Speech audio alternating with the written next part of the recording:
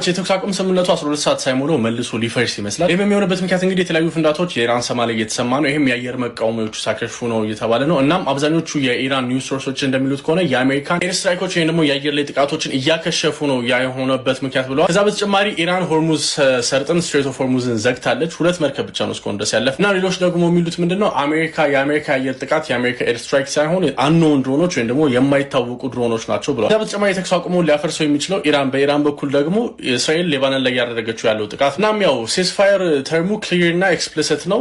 አሜሪካ ወይ ሲስፋየሩ መቀበል አለበት ወይ ደግሞ ጦርነቱን በእስራኤል በኩል ቫያ እስራኤል ወይም ደግሞ ቪያ እስራኤል ይሄ እስራኤልን በመጠቀም መቀጠል አለባት። ከሁለት አንዱ መምረጥ አለባት። ከዛ በተጨማሪ ደግሞ እስራኤል ከኢራን ጥቃት ሊደርስብኛል ይችላል ብላ ካቢኔዋን እንደሰበሰበች እየተነገረ ነውና ስብሰባ እያካሄዱ ነውና ለዛም ጥቃት ሳይደርስብን እናጥቃ የሚል ውሳኔም ልትወስን ትችላለች የተባለ መጋቢት 30 ሮብ ቀን ማለት ነው ከምሽቱ 4 ሰዓት ከ40 ላይ የስትሬት ኦፍ ሆርሙዝ ወይም ደግሞ የሆርሙዝ ሰርጥ የሚባለው መልሶ ሙሉ ለሙሉ ተዘግቷል። ነዳጅ ችግር ሊሆን ነው መፍትሄ ያገኘን ብለን 12 ሰዓት ሳይሞላ ማለት መዘጋቱን የሚያረጋግጠው እንግዲህ ይሄ የምትመለከቱት ነው። ይሄ የምትመለከቱት ሺፕ እንግዲህ ኦይል የጫነ ወይም ደግሞ ነዳጅ የጫነ ስትሬት ኦፍ ሆርሙዝን ለማለፍ የሞከረ ወይም ደግሞ የሆርሙዝ ሰርጥን ለማለፍ የሞከረ ነበር። ነገር ግን IRGC የኢራን ሪቮሉሽነሪ ጋርድስ ኮርፕ እንግዲህ ተመለስ ብሎ ተመልሷል ይሄ መርከብ ማለት ነው። እናም በአሁኑ ሰዓት ላይ ኦፊሻሊ ክሎዝድ ነው። ወደ ፐርሺያን ገልፍ እንዲመለስ ተደርጎ መርከቡ ወደ ፐርሺያን ገልፍ ተመልሷል። ስለዚህ ይሄን ቪዲዮ ሰዎች በሙሉ ላኩላቸው። ይሄንን ስለዚህ ነገር ማወቅ ስለሚፈልጉ ሰዎች በሙሉ ላኩላቸው። አዲስ አካውንት ስለሆነ ሁላችሁ ፎሎ አድርጉ። ይሄ ነገር ሰላም የሚሆን አይመስልም። ዶናልድ ትራምፕ ዛሬ ፖስት ባደረጉት መሰረት ሙሉ የአሜሪካ ጦር መርከቦች በሉ ኤርክራፍት በሉት ሚሊተሪ ፐርሰናል ማለት ወታደሮች በሉ ጀቶች በሉ ተዋጊ ኤቭሪቲንግ የአሜሪካ የሆኑት ማለት ነው ኢራንን ለማጥቃት የተነሱትና እዛ የተጠቀሙት እዛው ኢራን እንደሆኑ ባሉበት እንዲቆዩ ተናግረዋል። የሚሆንበት ምክንያት ደግሞ ሊታል ወይም ደግሞ አደገኛ የሆነ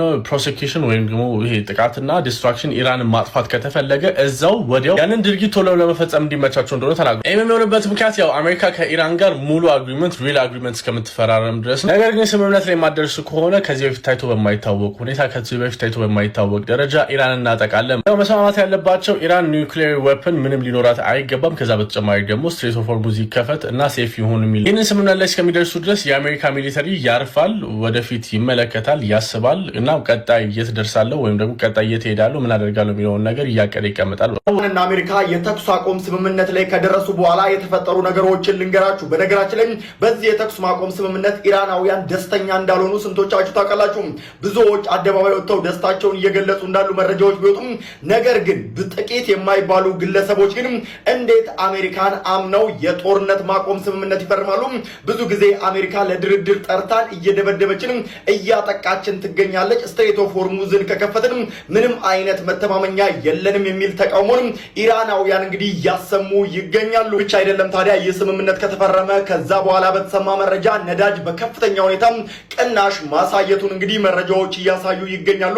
ሌላው የሰማነው ደግሞ እስራኤል ነች። እስራኤል ይሄ የተኩስ ማቆም ስምምነት ከኢራን ጋር ነው እንጂ በፍጹም ከሊባኖስ ጋር የሚገናኝ አይደለም፣ ሊባኖስ ላይ አሁንም ድብደባችንን እንቀጥላለን ስትል ቤንያሚን ኔታንያሁ አስተዳደር እንግዲህ ይህንን ገልጿል። መረጃን እየሰማ እንገኛለን። ስትሬት ኦፍ ሆርሙዝ በድጋሚ እንደተዘጋ መረጃዎች እየወጡ ይገኛሉ። ኢራንም ይህንን ወሽመጥ በድጋሚ ዘግተዋለች የተባለው በተለይም ደግሞ ኢትዮጵያን ሰቅዞ የያዛት ነዳጅ ጉዳይ በዚህ መስመር እንደሚተላለፍ ሁላችሁም ታውቃላችሁ።